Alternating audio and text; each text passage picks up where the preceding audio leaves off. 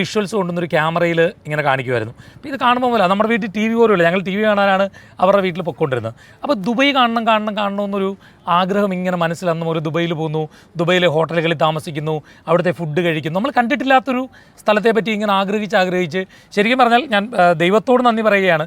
ഇപ്പം ഞാൻ മാസത്തിൽ ഒരു തവണയെങ്കിലും എന്തെങ്കിലും ഒരു കാര്യത്തിന് ആരെങ്കിലും കൊണ്ടുപോയി, നമ്മുടെ പൈസയ്ക്കൊന്നും പോവുകയല്ല കേട്ടോ, ആരെങ്കിലും എന്തെങ്കിലും ഒരു കാര്യത്തിന് ദുബൈയിൽ കൊണ്ടുപോകും. അങ്ങനെ ഇഷ്ടംപോലെ തവണ പോയി. അപ്പം നമ്മൾ അതിയായി ഒരു കാര്യം ആഗ്രഹിച്ചാൽ അത് നടക്കും. അത് എനിക്ക് തോന്നുന്നു ഈ എന്ന് പറയുമ്പോൾ നമ്മുടെ മതഗ്രന്ഥങ്ങളിൽ, എല്ലാ മതവിശ്വാസത്തിൻ്റെയും ഗ്രന്ഥങ്ങളിൽ പറയുന്ന കാര്യമാണ്. ഇപ്പോൾ ബൈബിളിലാണെങ്കിൽ പറയുന്നുണ്ട്, ഖുറാനിലാണെങ്കിൽ പറയുന്നുണ്ട്, ഭഗവത്ഗീതയിലാണെങ്കിലും ജീവിതത്തെപ്പറ്റി നമ്മൾ നല്ലതുപോലെ ആഗ്രഹിച്ചാൽ ആ ആഗ്രഹം, വിശ്വാസം അത് നമ്മളിലേക്ക് എത്തും. അതാണ് പ്രാർത്ഥനകൾ. അതും അങ്ങനെയല്ലേ, നമ്മൾ ഒരു കാര്യം ഇങ്ങനെ അതിയായി പ്രാർത്ഥിച്ചാൽ തീർച്ചയായിട്ടും ആ പ്രാർത്ഥനകൾ സഫലമാകും എന്നുള്ളതാണ് ബേസിക് കോൺസെപ്റ്റും അത് തന്നെയാണ്. അപ്പം ഇതിൽ നിന്നും മാറിയല്ലത്. പക്ഷേ ഇവിടെ പ്രശ്നം എന്താ അറിയോ ജോൺ, ഇതിലേക്ക് എത്തിക്കാൻ ഇവർ ശ്രമിക്കുന്നില്ല എന്നൊരു പോരായ്മയുണ്ട്.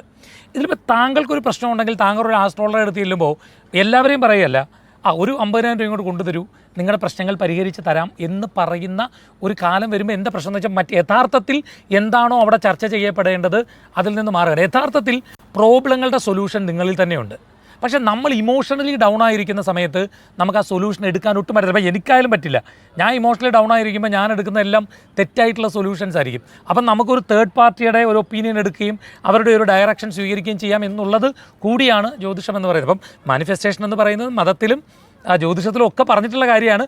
പക്ഷേ എന്തുകൊണ്ടോ അത് ഹൈഡ് ചെയ്ത് വെച്ചുകൊണ്ട് ഇതിനെ പണത്തിലേക്ക് മാത്രം ആക്കിയതുകൊണ്ടാണ് അങ്ങനൊരു ചോദ്യം വന്നതെന്ന് എനിക്ക് തോന്നുന്നു. ഹരിച്ചേട്ടാ എന്ന് വിളിക്കണോ അതോ ഹരി സാർ എന്ന് വിളിക്കണോ?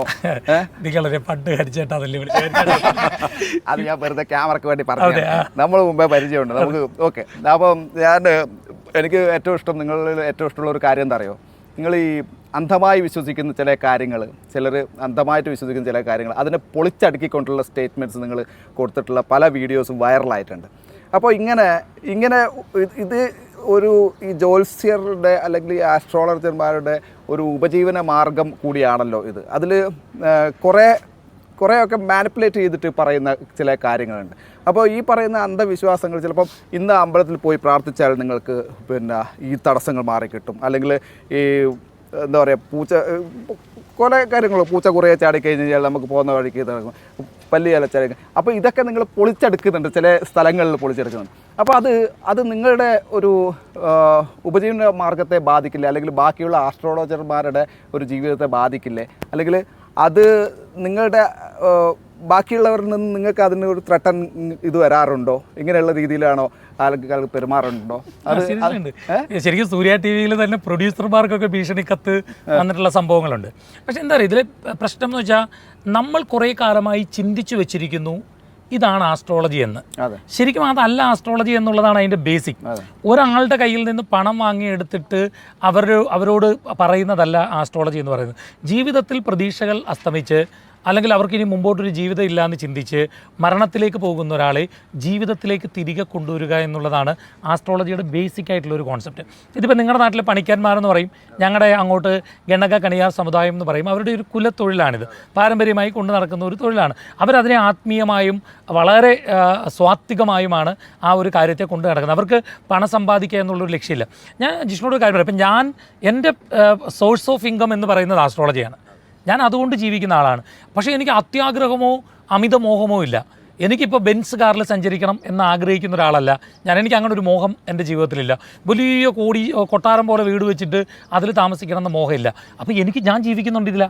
അല്ല, അതാ ഞാൻ ചോദിച്ചത്. എന്ന് വെച്ചാൽ ഒരു വീഡിയോ ഇതിനൊക്കെ ഞാൻ കണ്ടിട്ടുള്ളൊരു വീഡിയോ, ഒരാൾ വിളിച്ചപ്പോൾ പറഞ്ഞു, നിങ്ങൾ ഇന്ന ജോലിയല്ലേ ചെയ്യുന്നത്, ഇന്ന ഇതൊക്കെയല്ലേ ചെയ്യുന്നത്. അപ്പം പുള്ളി വളരെ അത്ഭുതത്തോടു കൂടി എങ്ങനെ മനസ്സിലായി, എൻ്റെ കാര്യങ്ങളൊക്കെ എങ്ങനെ മനസ്സിലായി എന്ന് പറയുമ്പോൾ എനിക്കിവിടെ ട്രൂ കോളറിൽ എനിക്ക് നിങ്ങളുടെ ഫുൾ ഡീറ്റെയിൽസ് ഇവിടെ വന്നിട്ടുണ്ടായിരുന്നു. അപ്പോൾ അങ്ങനെ പറഞ്ഞിട്ട് അതിൻ്റെ ഇത് ചെയ്യുന്ന സമയത്ത് ഒരാൾക്ക് ഉണ്ടാവുന്ന ഒരു വിശ്വാസത്തെ ഹനിക്കപ്പെടുകയല്ലേ ചെയ്യുന്നത്. ചോദിച്ചത് ഞാൻ ഉദ്ദേശിച്ചത് അതാണ്. മുമ്പ് മാജിക്കുകാരൊക്കെ അമ്പരിപ്പിച്ചുകൊണ്ടിരുന്നു. പക്ഷേ ഇപ്പൊ സോഷ്യൽ മീഡിയയിൽ അത് പൊളിച്ചടിക്കപ്പോൾ അതിന്റെ വിശ്വാസം അത് നിങ്ങൾക്ക് നെഗറ്റീവായി ബാധിക്കില്ല. അതാണ് ഞാനത് കൈകാര്യം ചെയ്യുന്ന ആളാണ്. ഇപ്പം ഞാൻ അങ്ങനെ പറയുമ്പോൾ വിശ്വാസം നഷ്ടപ്പെടുന്നെങ്കിൽ പിന്നെ എന്നിലേക്ക് ആളുകൾ എന്തിനാ വരുന്നത്? അതാ ഞാൻ പറഞ്ഞത്, ഈ ജ്യോതിഷം എന്ന് പറയുന്നത് പ്രവചനമാണെന്ന് പറയുന്നിടത്താണ് പ്രശ്നം. ഞാൻ പറയുന്നത് ഇത് പ്രവചനമല്ല, ഇത് സൂചനകളാണ് എന്നുള്ളതാണ്. പ്രവചനം എന്ന് പറഞ്ഞാൽ അത് ഫലിക്കണമെന്ന്. ഇപ്പോൾ ഞാൻ ജിഷ്ണുവോട് പറയാണ്, നിങ്ങൾക്ക് ജീവിതത്തിൽ ഇന്ന ദിവസം ഇത്രാമത്തെ മണിക്കൂറിൽ ഇന്നത് സംഭവിക്കും എന്ന് പറയുന്നത് പ്രവചനമാണ്. പിന്നെ അതിന് പരിഹാരമില്ല. അപ്പോൾ പിന്നെ അമ്പലത്തിൽ പോകണമെന്ന് പറഞ്ഞിട്ട് കാര്യമില്ല. നമ്മൾ അമ്പലത്തിൽ പോകുന്നത് പ്രാർത്ഥിക്കുന്നത് എന്തിനാണെന്ന് വിശ്വസിക്കുന്നത്, കണ്ണിൽ കൊള്ളാനുള്ള പുരുകത്തിൽ കൊണ്ടുപോകുന്നു എന്നുള്ളത് കൊണ്ടാണ്. അപ്പോൾ ഇതൊരു പ്രവചനമല്ല. അത് ഞാൻ പറഞ്ഞ പോയിന്റ് അത് തന്നെയാണ്. അതായത് നമ്മൾ ചിന്തിച്ചിരിക്കുന്നത് ജ്യോതിഷം എന്ന് പറയുന്നത് ഒരാളുടെ പേരിങ്ങനെ പറഞ്ഞു കൊടുക്കുന്നതോ, അതോ ഒരാളിൽ നിന്ന് പൈസ വാങ്ങിയിട്ട് അവർക്ക് പൂജ ചെയ്തിട്ട് പരിഹാരം കൊടുക്കുന്നതോ, അല്ലെങ്കിൽ മരിക്കാൻ പോകുന്ന ഒരാളെ പൂജ ചെയ്ത് മരണത്തിൽ നിന്ന് രക്ഷപ്പെടുത്തുന്നതോ ആണ് ജ്യോതിഷം എന്ന് നമ്മൾ ചിന്തിച്ചിരിക്കുന്നതുകൊണ്ടാണ് ഈ ചോദ്യം. എന്ന് വെച്ചാൽ ഇത് പറഞ്ഞാൽ നിങ്ങൾക്ക് ഇതിൽ നിന്നുള്ള വരുമാനം കുറയുമല്ലോ. അതല്ല ജ്യോതിഷം. അതാ ഞാൻ പറഞ്ഞ, ജ്യോതിഷം എന്ന് പറയുന്നത് ഹൈന്ദവ വിശ്വാസികൾ അല്ലെങ്കിൽ ഏത് വിശ്വാസിയായിക്കോട്ടെ, ഇതിൽ വിശ്വസിക്കുന്ന ആളുകളെ അവരെ ജീവിതത്തിലേക്ക് തിരികെ കൊണ്ടുവരിക എന്നുള്ള അർത്ഥമാണ്. ഇതിനെ നമുക്ക് ഏത് രീതിയിൽ വേണമെങ്കിലും കൈകാര്യം ചെയ്യാം, ഭയപ്പെടുത്തി കൈകാര്യം ചെയ്യാം. ഇപ്പം നമ്മളെന്താ പറയുക, ഇതിനകത്ത് ഇപ്പം ചിലപ്പോൾ വാഴയില അനങ്ങുമ്പോൾ അത് എന്തെങ്കിലും ആൾ രൂപമാണ് അല്ലെങ്കിൽ ആളുകൾ നിൽക്കുന്നതാണ് എന്ന് നമുക്ക് എല്ലാവർക്കും തോന്നും. അതല്ലെന്ന് നമ്മൾ തിരിച്ചറിഞ്ഞെങ്കിലേ നമുക്ക് അതിനോടുള്ള ഭയം മാറും. ജ്യോതിഷത്തെ ഭയപ്പെടേണ്ട ഒരു കാര്യമല്ല, അതിനെ സ്നേഹിക്കേണ്ട കാര്യമാണ്. നമുക്കൊരു ജീവിത രീതിയാണ് പറഞ്ഞിരുന്നത്. നിങ്ങൾ ഇന്ത്യൻ കാലയളവ്, ഇപ്പോൾ എനിക്ക് 7 ശനിയിലെ ജന്മശനിയാണ്. ഞാൻ ഈ സമയത്ത് ശ്രദ്ധിക്കേണ്ടത് സാമ്പത്തിക ഇടപാടുകൾ ശ്രദ്ധിക്കണം, വിശ്വാസം ഉണ്ടെങ്കിൽ ശ്രദ്ധിക്കണം. എനിക്ക് അപവാദങ്ങൾ കേൾക്കാൻ സാധ്യതയുണ്ട്. അതുകൊണ്ട് സൗഹൃദ ബന്ധങ്ങൾ എല്ലാം ഞാൻ വളരെ കരുതലോടുകൂടി ശ്രദ്ധിച്ചോണം. വാഹനം ഉപയോഗിക്കുമ്പോൾ ശ്രദ്ധിക്കണം. ഇതൊക്കെ എനിക്ക് ഈ സമയത്ത് ശ്രദ്ധിക്കേണ്ട കാര്യമാണ്. ഇതൊരു ആസ്ട്രോളജർ പറഞ്ഞു തരും. ഇത് വേറൊരു രീതി വേണേൽ അവതരിപ്പിക്കാം. നിങ്ങൾക്കിപ്പോൾ ഈ സമയത്ത് വലിയ ഒരു ഗുരുതരമായ അപകടമുണ്ടാകാൻ സാധ്യതയുണ്ട്, നിങ്ങളൊരു 30,000 രൂപ കൊണ്ട് തരൂ എന്ന് പറയുമ്പോൾ അത് ജ്യോതിഷമല്ല. അതിനെ ഞാൻ എതിർക്കും. അത് ജ്യോതിഷത്തിനെ അല്ല. ജ്യോതിഷം എന്ന് പറയുന്ന ആ ഒരു കാര്യത്തെ അല്ല എതിർക്കുന്നത്, അതിനെ കച്ചവടവൽക്കരിക്കുന്നതിനെയാണ് എതിർക്കുന്നത്. ആ എതിർപ്പാണ്. അപ്പോൾ അത് ഉപജീവനത്തെ ആരെയും ബാധിക്കുന്നില്ല. കാരണം ഞാൻ ഇതുകൊണ്ടല്ലേ ജീവിക്കുന്നത്. അതാ ഞാൻ ചോദിച്ചത്, വേറെ സ്ഥലത്തുനിന്ന് നിങ്ങൾക്ക് തീർച്ചയായിട്ടും ഈ സൂര്യ ടി-വിയിൽ ഭീഷണി കത്തുകൾ ധാരാളം വരും. കാരണം എന്താ വെച്ചാൽ ഇതൊരു വലിയ കോടീശ്വരന്മാരാകാനുള്ള ഏറ്റവും നല്ല മാർഗ്ഗമാണ്. ശരിക്കും ജിഷ്ണൊക്കെ മനോഹരമായി സംസാരിക്കുന്ന ആളാണ്. മനോഹരമായി സംസാരിക്കുന്ന ആൾ ഇപ്പോൾ ജ്യോതിഷം കൂടെ പഠിച്ചാൽ എന്ത് പറഞ്ഞാലും വിശ്വസിക്കുന്ന ലെവലിലേക്ക് ആളുകളുണ്ട്. ഇവർ ചിന്തിക്കത്തില്ല. ഇപ്പോൾ കഴിഞ്ഞ ദിവസം ഒരു രസകരമായ സംഭവം എന്ന് വെച്ചാൽ, ഒരു ഫാമിലി വന്നിട്ട് അവർക്ക് ഈ ഒരു ചെറിയ വിവാദത്തിൽ പെട്ടു അദ്ദേഹത്തിൻ്റെ വൈഫ്. ഞാൻ എന്താണെന്ന് പറയുന്നില്ല, കാരണം അവരെ ഐഡൻറ്റിഫൈ ചെയ്യാതിരിക്കാനാണ്. വിവാദം എന്ന് വെച്ചാൽ അവർ മനഃപൂർവ്വം ഉണ്ടായല്ല, അവരെ ചതിച്ചതാണ് അവരുടെ കൂടെ ജോലി ചെയ്യുന്നവർ. പെട്ടെന്ന് അത് വലിയ വിവാദമൊക്കെ ആയി, അപ്പം വാർത്തയൊക്കെ ആയി. അങ്ങനെ ഇവർ നേരെ DGPയുടെ ഓഫീസിൽ ഒരു ദിവസം പരാതി കൊടുക്കാൻ പോയി. മക്കളൊക്കെ പുറത്താണ്. തിരിച്ചിവർ വീട്ടിലേക്ക് വരുമ്പോൾ വീടിന് മുമ്പിൽ ഒരു ഇലയിൽ കുറച്ച് കുങ്കുമവും ഭസ്മവും തുളസി ഇലയും ഒക്കെ ഇരിക്കുന്നു. അപ്പോൾ ഇവരാകെ ഭയന്നു പോയി.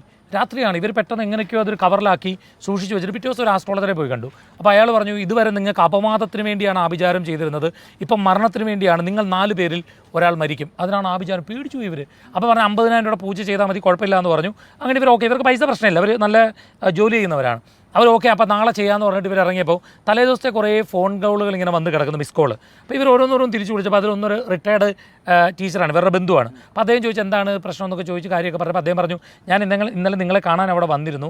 അപ്പോൾ ഞാൻ അടുത്തുള്ള അമ്പലത്തിൽ നിന്ന് നിങ്ങൾക്ക് വേണ്ടി ഒരു അർച്ചനയൊക്കെ നടത്തിയ കുറച്ച് ഇതെല്ലാം കൊണ്ടുവന്ന് അവിടെ വെച്ചിരുന്ന് കിട്ടിയത്. അദ്ദേഹം കൊണ്ടുവച്ച സാരാണിത്. അപ്പോൾ ഇത് റിയാലിറ്റിയിൽ അറിഞ്ഞില്ലെങ്കിൽ ഇവരുടെ ഒരു അവസ്ഥ എന്താ? ഇത് ഭയങ്കര മരിക്കാനാണ് ചെയ്തതെന്ന് പറഞ്ഞാൽ ടെൻഷൻ കയറി മരിക്കില്ലേ ജിഷിൻ? അപ്പൊ ഇത്തരത്തിലും ഇത് കൈകാര്യം ചെയ്യാം. ഇതിനെ വളരെ പോസിറ്റീവാക്കിയും കൈകാര്യം ചെയ്യാം. അതൊരാളെ ജീവിതത്തിൽ നേരത്തെ പറഞ്ഞ പോലെ മാനിഫെസ്റ്റേഷൻ എന്ന് പറഞ്ഞ പോലെ ജീവിതത്തിൽ ഉയർച്ചകൾ ഉണ്ടാക്കാൻ വേണ്ടി ഉപയോഗിക്കാനാണ് ഇത്. അങ്ങനെ ഉപയോഗിക്കുക. ഞാൻ ആദ്യമേ ഇത് പറയാൻ, ഞാൻ അത്ര വലിയ ദൈവവിശ്വാസിയൊന്നും അല്ല. എൻ്റെ ചോദ്യം, നമുക്ക് യുക്തിപരമായിട്ട് ഒരു തീരുമാനം എടുക്കാൻ പറ്റാണ്ടാവുമ്പോഴാണ് നമ്മളൊരു തേർഡ് പേഴ്സണിലേക്ക് പോകുന്നത്, പ്രത്യേകിച്ച് ഒരു ക്രിയേറ്റർ എന്ന് പറഞ്ഞ ഐഡിയയിലേക്ക് പോകുന്നത്. അല്ലാണ്ട് നമുക്ക് തന്നെ ഒരു പ്രശ്നത്തിന് സൊല്യൂഷൻ കാണാൻ പറ്റുമെങ്കിൽ നമ്മളിതിൽ വിശ്വസിക്കേണ്ട ആവശ്യമുണ്ടോ? നേരത്തെ പറഞ്ഞൊരു പോയിന്റ് ഉണ്ട്. അതായത് എത്ര വലിയൊരാളാണെങ്കിലും അയാൾ ഇമോഷണലി ഡൗൺ ആയിരിക്കുമ്പോൾ അയാൾക്ക് ഒരു ഡിസിഷൻ കൃത്യമായി മേക്ക് ചെയ്യാൻ വേണ്ടി പറ്റത്തില്ല. മോളെ സംബന്ധിച്ച് പറ്റുമോ ഇല്ലയോ എന്നുള്ളത് ഡിപ്പെൻഡ്സ് ഓൺ പീപ്പിൾ. പക്ഷേ പൊതുവിലുള്ള ആളുകളെ സംബന്ധിച്ച് അവർക്ക് അത്തരം ഒരു ഡിസിഷൻ എടുക്കാൻ വേണ്ടി പറ്റത്തില്ല. അപ്പം അങ്ങനെ ഒരു സംഭവം വരും. ഞാനൊന്നിനെ നിന്ദിക്കാൻ ചോദിച്ചല്ല, നല്ല ക്വസ്റ്റ്യൻ ആണ്. ഇന്നത്തെ കാലത്ത് ഒത്തിരി പിള്ളേർ ചോദിക്കുന്ന ചോദ്യമാണ്. പലരും ചോദിക്കാറുണ്ട്, ദൈവം എവിടെ? ദൈവത്തെ ഇങ്ങനെ നമ്മൾ സയൻസ് വിശ്വസിക്കുമ്പോൾ ദൈവത്തെ നമുക്ക് കാണാൻ പറ്റില്ലല്ലോ, അല്ലെങ്കിൽ എവിടെ ദൈവം എന്നൊരു ചോദ്യമുണ്ട്. ഞാൻ ചോദിക്കുന്ന ചോദ്യം, ഇന്ന് വരെ ദൈവത്തെ കണ്ടെത്തിയിട്ടില്ല എന്നുള്ളതാണ്. സയന്റിഫിക്കായി നമുക്ക് ദൈവത്തെ പ്രൂവ് ചെയ്യാൻ പറ്റില്ല. നാളെ ദൈവത്തെ സയന്റിഫിക്കായി പ്രൂവ് ചെയ്യാൻ പറ്റില്ല എന്ന് പറയാൻ പറ്റുമോ? അതില്ല. അപ്പം നമുക്കിതൊരു ഡെഡ് എൻഡ് ഇല്ല. ഈ സയന്റിഫിക്കലി ആണെങ്കിൽ പോലും ഇന്ന് വരെയുള്ള കണ്ടെത്തലുകളിൽ ദൈവത്തെ നമ്മൾ കണ്ടെത്തി വെച്ചിട്ടില്ല എന്നേ പറയാൻ കഴിയൂ. നാളെ ഇത് കണ്ടെത്തത്തില്ല എന്ന് പറഞ്ഞാൽ നിങ്ങൾ അന്ധവിശ്വാസിയായി. അപ്പം ചിലപ്പോൾ ഉണ്ടാവാം, ഇല്ലായിരിക്കാം. പക്ഷെ ഒരു വിശ്വാസിയെ സംബന്ധിച്ച് അവൻ ഈ ദൈവം എന്നൊരു കോൺസെപ്റ്റ് അവനൊരു ആശ്വാസമാണ്. ചിലപ്പം ഈ വിശ്വാസി അല്ലാത്ത ഒരാൾക്ക് അതൊരു പ്രശ്നമല്ല. ഇപ്പോൾ ഉദാഹരണമായിട്ട് ഒരാൾ അസുഖമൊക്കെ വന്ന് വയ്യാണ്ട് കിടക്കുന്നു, ലാസ്റ്റ് സ്റ്റേജാണ്, ചിലപ്പം അത് അയാൾക്ക് അറിയാമോ അറിയില്ലയോ, അയാളെ ഒരു വിശ്വാസിയാണെങ്കിൽ അയാളെ ഭയങ്കരമായിട്ട് നമുക്ക് ജീവിതത്തിലേക്ക് കുറെ കാലം കൂടെ കൊണ്ടുവരാൻ പറ്റും. കാരണം ഇതെന്ത് നിങ്ങൾ പ്രശ്നമില്ല, അവിടെ ഒരാൾക്ക് ഇങ്ങനെ ഒരു അമ്പലത്തിൽ പോയി ഇത് ചെയ്തപ്പോൾ ജീവിച്ചു എന്ന് പറയുമ്പോൾ അത് അയാളിൽ കിട്ടുന്ന ഒരു കോൺഫിഡൻസ് ആണ്, അത് മറ്റൊന്നിനും കൊടുക്കാൻ പറ്റില്ല. അപ്പോൾ ഒരു ഇൻ്റലിജൻ്റ് ആയിട്ടുള്ള ഒരു ഡിസൈനർ അല്ലെങ്കിൽ നമുക്ക് ഉപദേശം തരുന്ന ഒരാളുണ്ട് എന്ന് ചിന്തിക്കുന്നത് ശരിയാണ്. ഇപ്പോൾ ഹൈന്ദവ വിശ്വാസം അനുസരിച്ച് ദൈവം എന്ന വാക്കിൻ്റെ അർത്ഥം നിയന്ത്രിക്കുന്നവൻ എന്ന് മാത്രമാണ്. നമ്മളെ നിയന്ത്രിക്കുന്ന ഒരാൾ, നമ്മളെ പോസിറ്റീവായിട്ടുള്ള കാര്യങ്ങളിൽ നമ്മളെ നല്ല ഗൈഡൻസ് തന്ന് നമ്മളെ നിയന്ത്രിക്കുന്ന ഒരാൾ എന്നുള്ള അർത്ഥം മാത്രമേ ഉള്ളൂ. അപ്പോൾ നിങ്ങളുടെ ഡിസിഷൻ നിങ്ങൾക്ക് മേക്ക് ചെയ്യാൻ പറ്റുമെങ്കിൽ പിന്നെ ഒരു തേർഡ് പാർട്ടിയുടെ. ഇപ്പോൾ അമ്പലങ്ങളിൽ ദൈവം ഉണ്ടോ എന്ന് ചോദിച്ചാൽ അവിടെ ഉള്ളതൊരു വൈബ്രേഷനാണ്. നമ്മൾ ചെല്ലുമ്പോൾ ഒരു പോസിറ്റീവ് വൈബാണ്. സൈക്കിക് ഫീൽഡ് എന്നൊക്കെ ചിലപ്പോൾ എല്ലാം അങ്ങനെ അല്ലെങ്കിൽ പോലും അത്തരത്തിലൊക്കെ പറയാൻ കഴിയുന്ന ഒരു ചെല്ലുമ്പോൾ ഒരു മാനസികമായ ഒരു ഉന്മേഷം കിട്ടുന്ന സ്ഥലമാണ്. അത് വളരെ നമുക്ക് പോസിറ്റീവ്. അപ്പോൾ ഇപ്പോൾ ഒരു എക്സാമിന് ഒരു കുട്ടി പരീക്ഷ എഴുതാൻ പോകുമ്പോൾ അതിനൊരു പേന പൂജിച്ച് നൽകുന്നതിൽ തെറ്റൊന്നുമില്ല. കാരണം അതിന് കോൺഫിഡൻസ് കിട്ടും, പേടിയുണ്ടെങ്കിൽ. പക്ഷെ പരീക്ഷ കഴിഞ്ഞ് വരുമ്പോൾ ആ കുട്ടിയെടുത്ത് നമ്മൾ പറഞ്ഞു കൊടുക്കണം, ഈ പേന പൂജിച്ചത് കൊണ്ട് മാത്രമല്ല നീ എഴുതിയത്, നീ പഠിച്ചതേ നിനക്ക് എഴുതാൻ കഴിയൂ എന്നുള്ളൊരു കാര്യം. അപ്പം നിങ്ങളുടെ ഉള്ളിൽ ആ സൊല്യൂഷൻ ഉണ്ടാകും. പക്ഷേ നിങ്ങളൊരു ദൈവവിശ്വാസിയാണെങ്കിൽ നിങ്ങൾക്ക് ആ സൊല്യൂഷൻ വർക്കൗട്ട് ചെയ്യാൻ ഒരു ഒറ്റ ഉദാഹരണ കഥയും കൂടെ പറഞ്ഞ് ഞാൻ അവസാനിപ്പിക്കാം. ഞാൻ വായിച്ചൊരു കഥയാണ്. അമേരിക്കയിൽ ഒരാൾ, അയാൾ ബിസിനസ് ചെയ്ത് തകർന്ന് തരിപ്പണമായിട്ട് ആത്മഹത്യ ചെയ്യാമെന്ന് തീരുമാനിച്ച് അയാൾ ഇങ്ങനെ പോവാണ്. പോയിട്ട് അയാളൊരു സൂപ്പർ മാർക്കറ്റിൽ കയറി ഒന്ന് വിശ്രമിക്കാനിരുന്നപ്പം ഒരു മനുഷ്യൻ വന്ന് ചോദിച്ചു, നിങ്ങൾ വല്ലാണ്ട് വിഷമിച്ചിരിക്കുന്നല്ലോ, നിങ്ങൾ കരഞ്ഞ് കലങ്ങിയൊക്കെ ഇരിക്കുന്ന കണ്ണുകൾ എന്താ ചോദിച്ചു. അപ്പോൾ പറഞ്ഞു, ഇങ്ങനെ ഞാൻ ബിസിനസ് ചെയ്ത് തകർന്നു, ഇനി എൻ്റെ മുമ്പിൽ സൂയിസൈഡ് മാത്രമേ ഉള്ളൂ എന്ന് പറഞ്ഞു. അപ്പോൾ അയാൾ പറഞ്ഞു, ഒരു കാര്യം ചെയ്യൂ, ഞാൻ നിങ്ങൾക്കൊരു ചെക്ക് തരാം, അപ്പം നിങ്ങളിത് കയ്യിൽ വെക്കണം, മാറരുത്. നിങ്ങൾ എന്നിട്ട് പോയി ബിസിനസ് ചെയ്യണം, ഒട്ടും പറ്റാതെ വരുമ്പോൾ മാത്രം ഇത് ബാങ്കിൽ കൊടുത്ത് മാറുക. അല്ലെങ്കിൽ നിങ്ങൾ അടുത്ത വർഷം നിങ്ങൾ ഈ ബിസിനസ് പൊളിഞ്ഞാലും പൊളിഞ്ഞില്ലെങ്കിലും അടുത്ത വർഷം ഇതേ ദിവസം ഇതേ സമയം നിങ്ങൾ ഇവിടെ വരണം എന്ന് പറഞ്ഞു. എന്നിട്ട് ചെക്ക് എഴുതി കൊടുത്ത് ഒപ്പിട്ടത് കണ്ടപ്പോൾ ഞെട്ടിപ്പോയി. ജോൺ കെല്ലി എന്ന് പറയുന്ന, ജോൺ കെല്ലി എന്ന പേരെന്നാണ് എൻ്റെ ഓർമ്മ, അവിടുത്തെ ഏറ്റവും വലിയൊരു സമ്പന്നനായിട്ടുള്ള ഒരാളാണ്. എത്രയോ $1 മില്യൺ കൊടുത്തത് ചെക്കിൽ. ഇയാൾ വളരെ സന്തോഷത്തിൽ, കാരണം അവിടുത്തെ ലോക കോടീശ്വരനാണ് തന്നത്. ചോയ് ബിസിനസ്സുകാരോട് പറഞ്ഞു, നിങ്ങൾ എനിക്ക് സാധനങ്ങൾ തരൂ, ഞാൻ കച്ചവടം ചെയ്യാം എന്ന് പറഞ്ഞു. അങ്ങനെ ഇയാളുടെ കോൺഫിഡൻസ് ആ ചെക്കാണ്. അങ്ങനെ ഇയാൾ ബിസിനസ് ചെയ്തു, കാരണം കോൺഫിഡൻസ് അവിടെ ഉണ്ട്.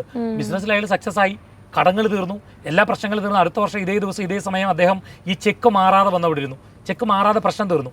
കാരണം ചെക്ക് കയ്യിലുള്ള ധൈര്യത്തിൽ അദ്ദേഹം വർക്ക് ചെയ്തു. അപ്പോൾ കൊണ്ട് കുറേ നേരം നോക്കിയിട്ട് കാണുന്നില്ല ഈ മനുഷ്യനെ.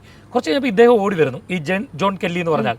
അപ്പം ഇത് കുറേ ആളുകൾ വന്ന് അദ്ദേഹത്തെ പിടിക്കുന്നു, സെക്യൂരിറ്റിക്കാർ. അപ്പോൾ ഇയാൾ ചോദിച്ചു, നിങ്ങൾ എന്താണ് ഈ കാണിക്കുന്നത്, അത് ആരാണെന്ന് പറഞ്ഞിട്ടാണ് നിങ്ങളിങ്ങനെ അദ്ദേഹത്തെ കയറി പിടിക്കുകയൊക്കെ ചെയ്യുന്നത് ചോദിച്ചപ്പോൾ അവർ പറഞ്ഞു, ക്ഷമിക്കണം സാർ, ഇദ്ദേഹം ഒരു മാനസിക രോഗിയാണ്, ജോൺ കെല്ലി ആണെന്ന് പറഞ്ഞ് നടക്കുകയാണ്, ഇപ്പോൾ മാനസിക രോഗാശുപത്രിയിൽ നിന്ന് ചാടിയതാണെന്ന് പറഞ്ഞു.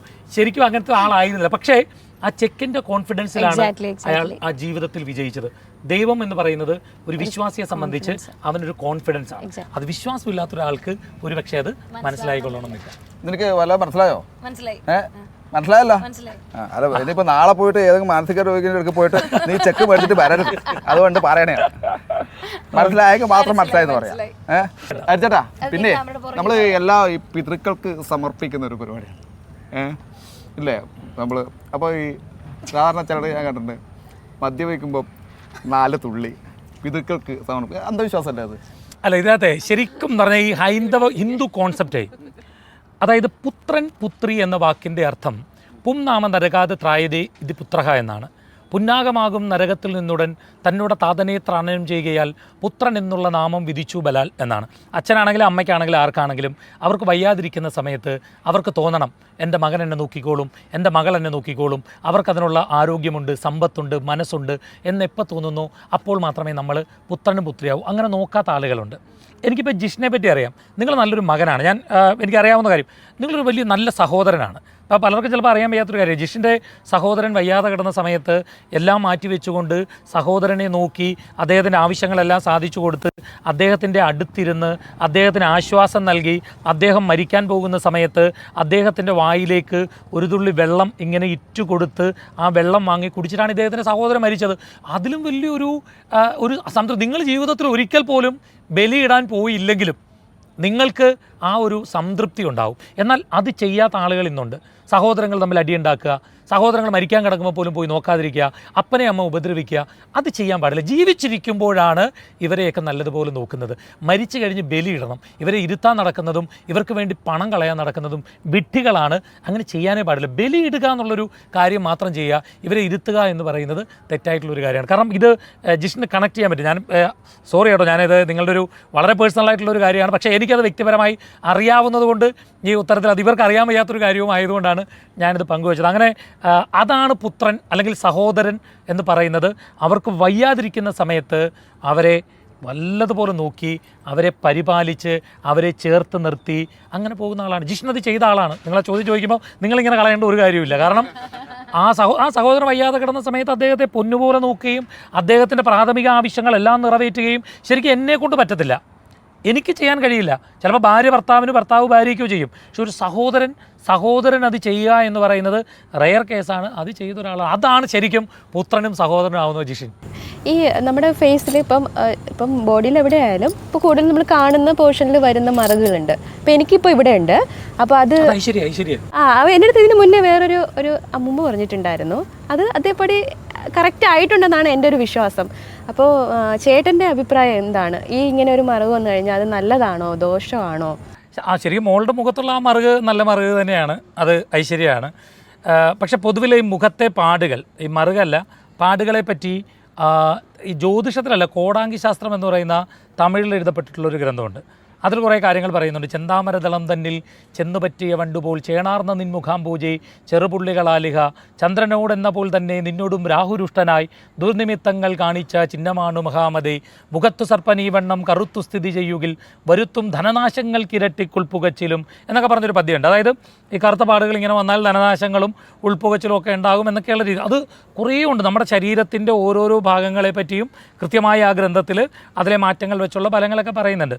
എനിക്ക് തോന്നുന്നത് ഒരുപക്ഷെ നമുക്ക് മാനസികമായി ടെൻഷൻ കൂടുമ്പോൾ, നമുക്ക് ആശങ്കകൾ കൂടുമ്പോൾ, നമുക്ക് ഉറക്കക്കുറവുണ്ടാകുമ്പോൾ നമ്മുടെ മുഖത്ത് ഈ കറുത്ത പാടുകളും അതും ഇതും പ്രത്യക്ഷപ്പെടും. അപ്പോൾ സ്വാഭാവികമായിട്ട് ആ ഒരു സമയം നമുക്ക് മാനസിക സമ്മർദ്ദങ്ങൾ ഉണ്ടാകും എന്നുള്ളതാണ്. ഇത് രണ്ടാണ്. ഈ മറുക് എന്ന് പറയുന്നത് ഒരു രസകരമായ മറുകാണ്. ഇങ്ങനെ മുഖത്തൊരു ചെറിയ മറുകുള്ളപ്പോൾ അവരുടെ സൗന്ദര്യം കൂടുതൽ കൂടുമെന്നുള്ളതാണ്. അതുകൊണ്ട് അതിനെ ആശങ്കയോടെ കാണണ്ട.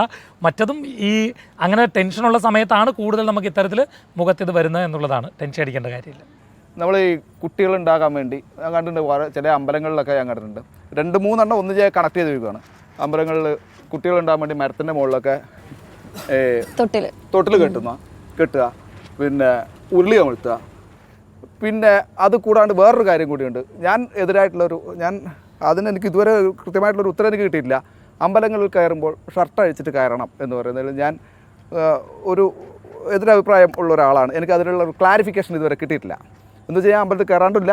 ഞാൻ ആ അമ്പലത്തിൻ്റെ ആ ഒരു ആ ഒരു സിസ്റ്റത്തെ മാനിക്കുന്നത് കൊണ്ട് ഞാൻ ഷർട്ട് അഴിച്ച് കയറുന്നു, ഗുരുവായൂർ അമ്പലങ്ങളിൽ കയറുന്നു, ഗുരുവായൂരപ്പണത്തോളം വേണ്ടി കയറുന്നു എന്ന് മാത്രം. പക്ഷേ ഞാൻ അതിന് പൂർണ്ണമായും എതിരാണ്. അതിനെപ്പറ്റിയുള്ള ഒരു അഭിപ്രായവും ഈ പറയുന്ന കുറച്ച് മറ്റേ ആചാരങ്ങൾ ആ ഓരോ അമ്പലത്തിലും ഓരോ വിശ്വാസമാണ്. അവിടെ തൊട്ടി കെട്ടിയാൽ കുഞ്ഞുങ്ങൾ അത് നിരുപദ്രവകരമായ ചില വിശ്വാസങ്ങൾ അതങ്ങനെ തന്നെ പൊക്കോട്ടെ, നമുക്കതിനകത്ത് ഇടപെടേണ്ട കാര്യമില്ല. പക്ഷെ മറ്റേ ചോദ്യത്തിൽ ഈ ശരിക്കും പറഞ്ഞാൽ താങ്കളുടെ അതേ അഭിപ്രായമാണ് എനിക്കുള്ളത്. ഞാൻ പണ്ടത് സൂര്യ ടി വിയിലൊന്ന് പറഞ്ഞിട്ടൊരു കേസൊക്കെ ആയ വിഷയമാണ്. പണ്ട് ഈ ഷർട്ടൂരി അമ്പലത്തിൽ കയറുന്നതിനെ സംബന്ധിച്ച് അത് അനാചാരമാണെന്നൊരു അഭിപ്രായമാണ്. ശരിക്കും ഇടയ്ക്ക് ഒരു ചർച്ചയൊക്കെ വന്നു. അത് കേട്ടാത്തൊന്ന് ഹിന്ദുക്കൾ നേരിടുന്ന ഏറ്റവും വലിയ ഭീഷണി എന്ന് പറയുന്നത് ഷർട്ടടിച്ച് അമ്പലത്തിൽ കയറുന്നതാണെന്ന് ചിന്തിക്കും. അതല്ലാതെ ഒരുപാട് പ്രശ്നങ്ങൾ ഇപ്പുറത്തുണ്ട്. പിന്നെ ഞാൻ മനസ്സിലാക്കുന്നത് പണ്ട് ഷർട്ട് ധരിച്ചുകൊണ്ട്, മേൽമുണ്ട് ധരിച്ചുകൊണ്ട് കയറാൻ പറ്റാത്തതിൻ്റെ ഒരു പുതിയ കാര്യം ഇപ്പോഴും പിന്തുടരുന്നു എന്നുള്ളതാണ്. കാരണം ഇപ്പം തന്നെ പല സമുദായ സംഘടനകളുടെയും ക്ഷേത്രങ്ങളിൽ അങ്ങനെ കയറണ്ട എന്ന് അവർ തന്നെ ചില തീരുമാനങ്ങൾ ഒക്കെ എടുത്തിട്ടുണ്ട്. ശരിക്കും അതിൻ്റെ ഒരു ആവശ്യമില്ല. ഞാനും അങ്ങേപോലെ തന്നെ ഈ ഷർട്ട് ഊരിക്കൊണ്ട് അമ്പലത്തിൽ കയറുന്നതിന് എതിർപ്പുള്ള ഒരാളാണ് എന്ന് കരുതി ഒരമ്പലത്തിൽ ഷർട്ട് ഊരി കയറണമെന്ന ആചാരമുണ്ടെങ്കിൽ അവിടെ ഷർട്ട് ഇട്ടുകൊണ്ട് കയറി അതിനെ ഹനിക്കണം എന്നൊരു ചിന്ത എനിക്കില്ല. കാരണം അമ്പലം എന്ന് പറയുന്നത് ഒരു പ്രൈവറ്റ് പ്ലേസാണ്. വിശ്വാസികൾക്ക് മാത്രമുള്ളൊരു പ്രൈവറ്റ് പ്ലേസ്. അവിടെ ഒരു വിശ്വാസിയായ ഒരാൾ ഇതാണ് അവരുടെ ഡ്രസ് കോഡ് എങ്കിൽ ആ ഡ്രസ് കോഡ് ഇട്ടുകൊണ്ട് പോവുക എന്നുള്ളതാണ്. ഞാൻ അങ്ങനെ അമ്പലത്തിൽ പോകാറുണ്ട്. അപ്പോൾ നേരിയത് മേടിച്ച് ധരിക്കും. പക്ഷേ വ്യക്തിപരമായി ക്ഷേത്രത്തിൽ ഷർട്ട് ഊരി കയറുന്നത് കയറണമെന്ന് പറയുന്നത് എന്തുകൊണ്ടാണെന്ന് എനിക്ക് മനസ്സിലായിട്ടില്ല. അപ്പം പുറത്തൊക്കെ ഉണ്ട്. ഇപ്പം നമ്മുടെ കേരളീയ താന്ത്രിക വിധി അതനുസരിച്ചാണ് ഇത്തരത്തിലുള്ള തന്ത്രസമുച്ചയം പോലുള്ള ഗ്രന്ഥങ്ങളെ അനുസരിച്ച്. പക്ഷേ അതിലൊന്നും അങ്ങനെ ഷർട്ട് ഊരി കയറണമെന്നൊക്കെ അല്ല. അതന്നെയാണ് പറഞ്ഞത്. കേരളത്തിന് പുറത്ത് ഇപ്പോൾ കർണാടകയിൽ പോയി കഴിഞ്ഞാൽ നമുക്ക് അമ്പലത്തിനുള്ളിൽ കയറിയിട്ട് വിഗ്രഹത്തെ തൊട്ടിട്ട് വരാം. അതെ, സ്ത്രീകൾക്കൊന്നും അങ്ങനത്തെ ഒരു പ്രശ്നമില്ല. അതപ്പോൾ അത് എല്ലായിടത്തും ഒരേപോലെ ആയിരിക്കില്ല. കേരളത്തിലെ ഓരോ സ്ഥലത്തെ താന്ത്രിക വിധി ഓരോരോ ഗ്രന്ഥങ്ങളെ ബേസ് ചെയ്താണ്. ഇവിടെ നമുക്ക് തന്ത്രസമുച്ചയം പോലുള്ള ഗ്രന്ഥങ്ങളെയാണ്, മറ്റിടത്ത് മറ്റൊരു താന്ത്രിക വിധിയാണ്. അപ്പം ഈ ചോദ്യം കറക്റ്റാണ്, ശരിയാണ്. എന്തിനാണെന്ന് എനിക്കും അറിയില്ല. ഞാനതിനെ നേരത്തെ എതിർത്തിട്ടുള്ളതാണ്, ഇപ്പോഴല്ല, വർഷങ്ങൾക്ക് മുമ്പ് എതിർത്ത് കേസുമായിട്ടുള്ളതാണ്. പക്ഷേ അത് നമ്മൾ പോയി എതിർക്കുന്നില്ല. അത് എന്തെങ്കിലും ചിലപ്പോൾ അങ്ങനെ ഒരു കാര്യം ഇപ്പം തന്നെ പല ക്ഷേത്രങ്ങളിലും അത് മാറ്റിയിട്ടുണ്ട് ഇപ്പോൾ അടുത്ത സമയത്തായിട്ട്. ഭാവിയിൽ ചിലപ്പോൾ അത് ഇല്ലാതായേക്കാം.